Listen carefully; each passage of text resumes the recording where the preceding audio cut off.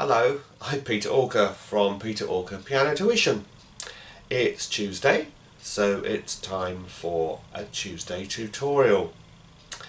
So this is the last session on Mozart's Rondo in A minor, which we've been looking at over the last few weeks. And what I'm going to do, I'm going to play it through in its entirety. And as it's being played, you'll hear my commentary on various aspects of the music. So let's get started.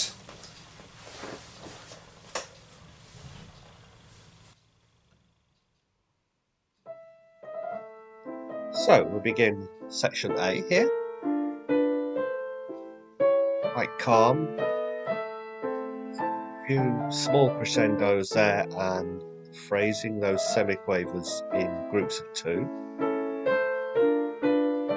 Crescendo here. Hopefully a neat turn there. Now as we go to the C major, a bit brighter in mood.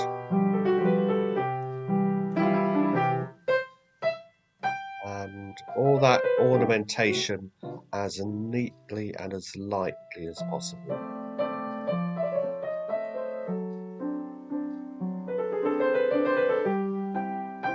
Again, a bit of a crescendo, climaxing on that note, and then falling.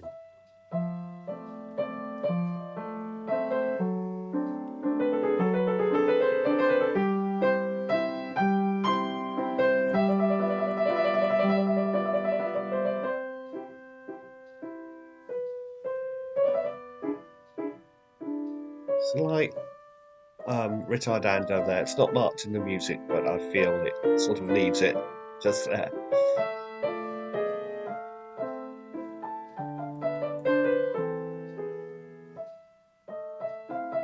Turns coming up, quite quick ones here within the space of a semiquaver.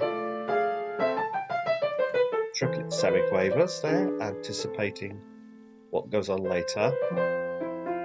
Now we're into section B, that two-part playing in the right hand.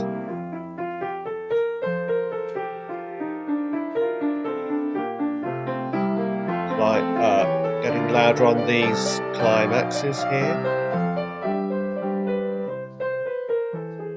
Controlling those chromatic phrases there in the middle part.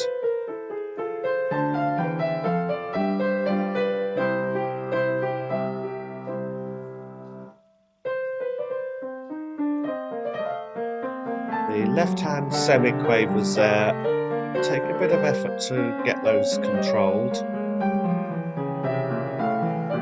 Slow practice there is always a good strategy to get that as neat as you can.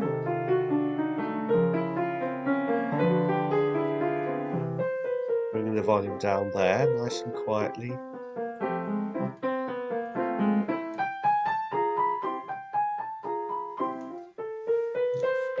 Little slip there. This is a warts and all performance.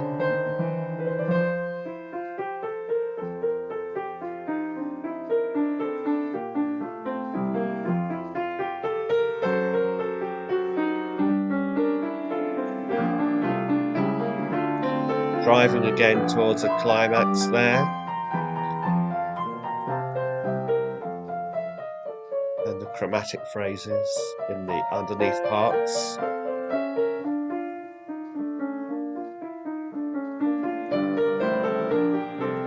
People often think of Mozart as often just sticking to, oops, some wrong notes there, often sticking to diatonic notes, but you'd be surprised how chromatic his music actually is. Listen to this passage here.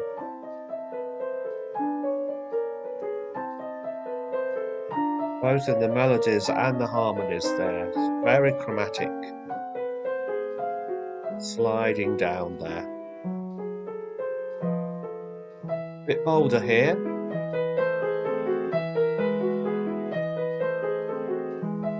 Or some chromatic slides. Oops.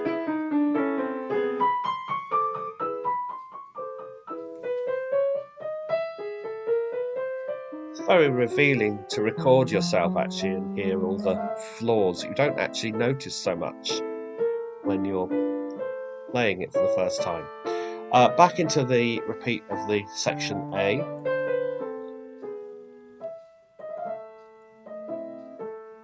This is that bit we were talking about a few weeks ago where the melody is highly syncopated to create some ornamentation there.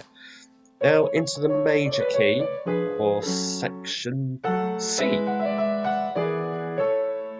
Important to get these dynamic contrasts just there, and as even as possible on these semiquaver triplets.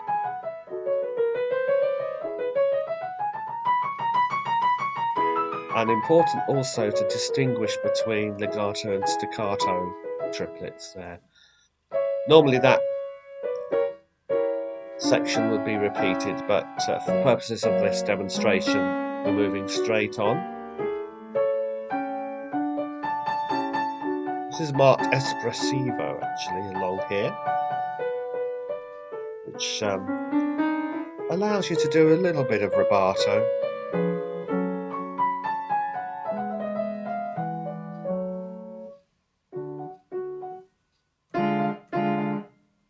Bit of echo work there.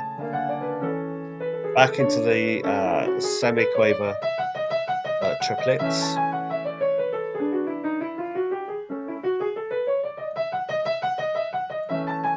Whoops. And then that's taken over by the left hand. Now this is driving towards the coming back to section A, so you can signpost that with a little bit of ritardandos along here, as you can hear, and then the climactic moments here marked appassionato. Sorry, this isn't section A at all, this is still part of section C.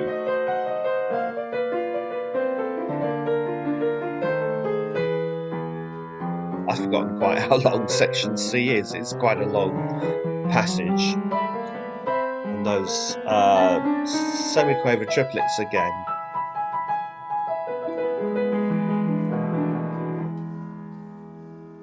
Then the transitional passage is again highly chromatic, as you'll hear.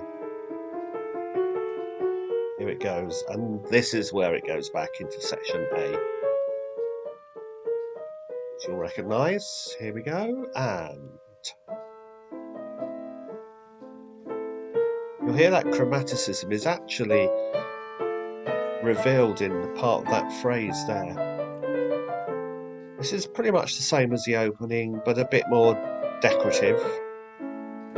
These trills coming in here.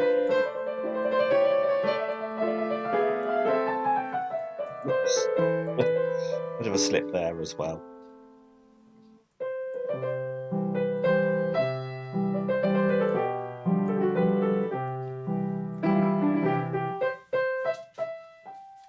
Each turn.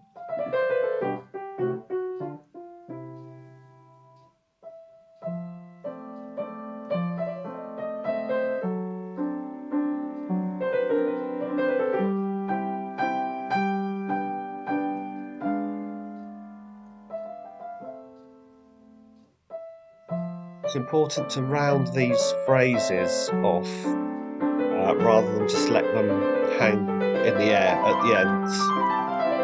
Otherwise, it just doesn't sound shaped. And there's plenty of opportunities for shaping at the ends of these phrases.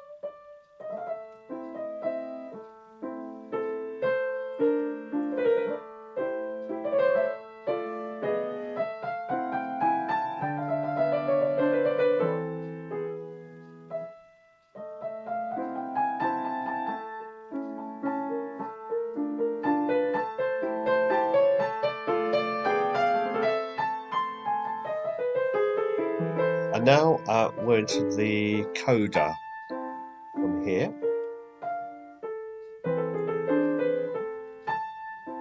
there's not really much new material here. It's really based on material from earlier in the rondo.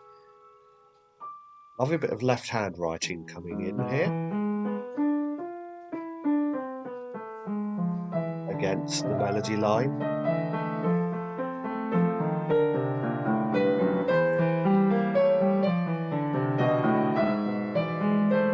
Lots of hands separately practice will be your friend there to get that exactly right. And here as well, where the melody, as you can hear, is in the left hand and the accompaniment in the right hand.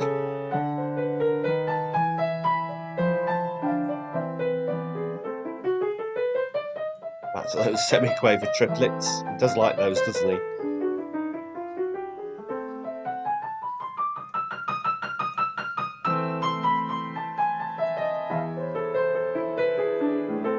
And we're almost at the end, the little last few bars of the coda coming in with a final statement of the opening tune to give some symmetry to the ending. There we have it.